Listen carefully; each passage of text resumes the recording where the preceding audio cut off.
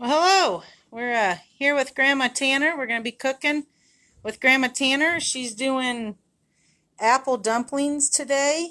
They are in our Gather cookbook that Jill Tanner put together this winter. We're selling in the market.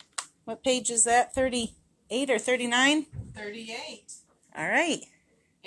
And the recipe is from my sister-in-law, Imogene Tanner. She's a really good cook, so she gave me this recipe. I think last week you did a recipe from her too. I did. She's put quite a few in there. So and this is very simple. Anybody that can read a recipe can do this. So today I am featuring, we have this new apple, and we only got about 40 bushel left, and it's called Smitten, and it came originally from New Zealand. It's kind of a cross between the Gala and the Braeburn. It's an early apple, and it's real crisp, and it's kind of a sweet tart. It's good for everything. You can see how crispy that is. So you cut your apple into 8 pieces, and I already did 8 of them in there. But you peel this apple, each slice, and then you wrap that Pillsbury crescent roll around there. So just takes a little bit of time, but these are so good, and they have lots of butter and lots of sugar in them. Well, then that's why they're so stinking good. That's why they're so good. And I think you could maybe cut back on the butter or the sugar if you want to go a little bit low calorie. I'd cut back on the sugar, not the butter. Oh, okay. Butter makes everything better. It does. It's really good. And use a 9x13 pan, or I use a glass casserole dish here. So those peel each one of these. So those are Smittens that you're using, which we have in the farm market. We had them out in the U-Pick last weekend, but we only have about 40 bushel left in the cooler, so you better get here to get these. Yeah, they have a really good flavor to them, and it's the first crop that we've had on these trees. We might have had a half a bushel or bushel last year, but this year we probably had 60 or 70 bushel. Just 3 rows of them out there. So you roll this crescent dough out here, and you unroll it. These little crescent rolls, I mean, you can just do all kinds of things with them. They're very versatile.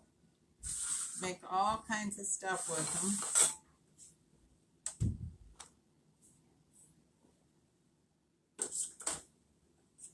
And I just cut it.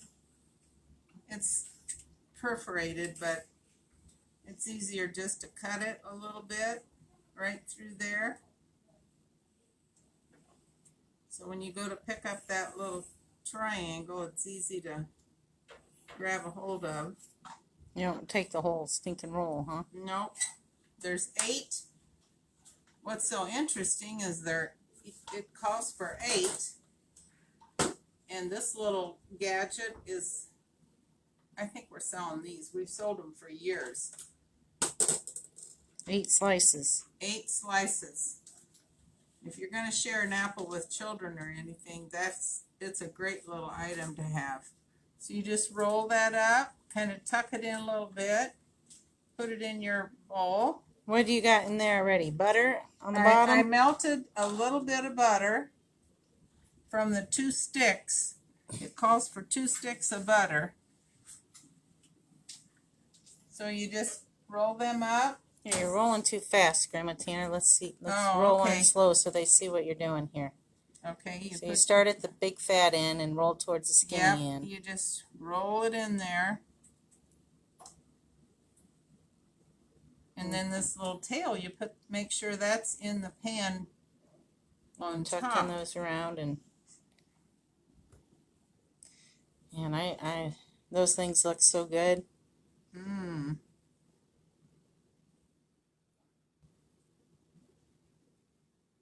I made a trial run earlier. Made one yesterday and put it down here in the break room, and it disappeared real fast. So I made one around lunchtime. I got it made over there, so you'll see what it looks like after it's all baked. But they're just cute as they can be. This would be a Little good apple dumplings. This would be a good dessert for a little small get together. Yes, very nice dessert. You could put Cool Whip or ice cream, or you can drizzle a little bit of our homemade caramel that we use on our caramel apples.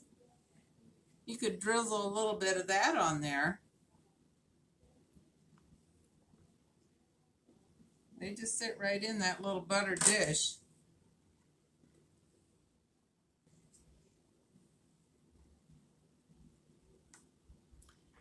Now the recipe calls for 2 sticks of melted butter.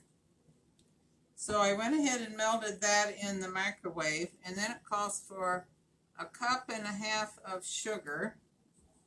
You just mix that all together.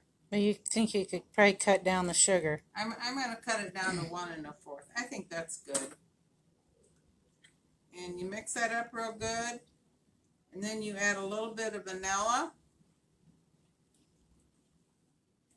Featuring our vanilla. We sell this Mexican vanilla here at the market. Very good. So you mix that all up. You didn't put the vanilla in yet. No, I want to get this mixed really good. And I've already got this measured out 1 teaspoon. Mix that in there. Of course, you want a preheated oven at 350. So preheat that oven. Boy, I tell you, this butter really looks good here. Get a little sugar on each one of those dumplings. Makes them nice and brown. Just pour it on there.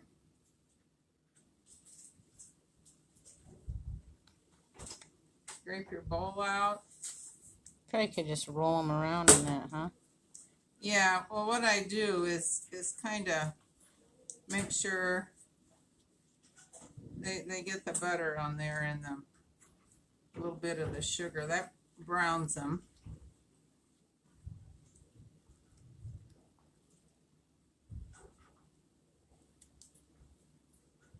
It's an easy, I think any teenager or some young girl that's just learning how to cook, Or a boy, would be an excellent little thing for them to do. Okay, now, beside all that, you add 1 can of lemon lime soda.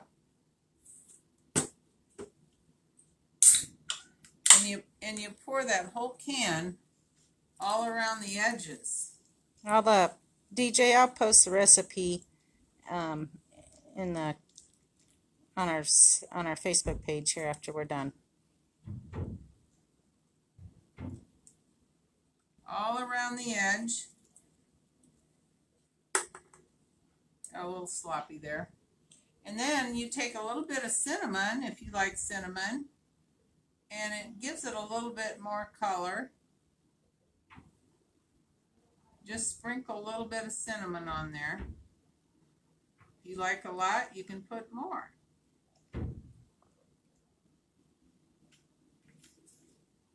And that's it. You stick it in the oven at 350 for 40 minutes. So we'll stick that in the oven.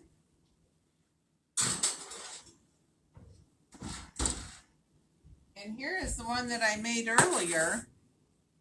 Wow, Jenny, I didn't think we had any mice in this brand new building. Looks like a little corner was missing there. How did that happen? I don't know. I can't imagine. How'd you find out? Well, I just see like a little Did dent in Alma there. tell? Alma, I don't know. I know these. I gotta get them some ice cream though, or Cool Whip or something to put on there. But Man, that's I how it looks. I will And say all that is delicious. and all that liquid just kind of Soaked it up. It soaks it up. And these were from the smitten apples. Now another thing that they're making in the bakery, I've got to feature these, is this is an apple tea cake.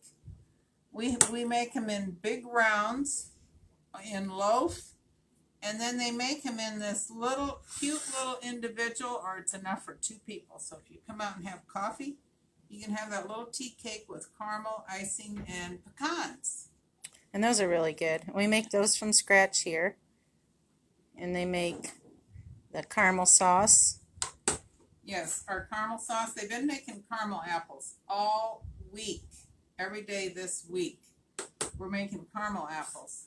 So the cooler is just about full. But another thing you could do is this caramel sauce, you could pop that in the microwave for 30 seconds. It softens it up, and you could drizzle a little bit of that, or put the ice cream on it, and then drizzle a little bit of caramel on top of that. So here's our caramel apples, nut and no nut. And sometimes you feel like a nut, sometimes you don't. Yes. And they are made out of galas. We will start using Jonathan as soon as we start picking Jonathan, which will probably be next week sometime. All right. Well, that is how you make a very easy apple dumpling. You probably can't. It's not focusing in there. We'll post the recipe here in the comments. But thank you, Grandma Tanner. We'll see you guys all next week. Okay.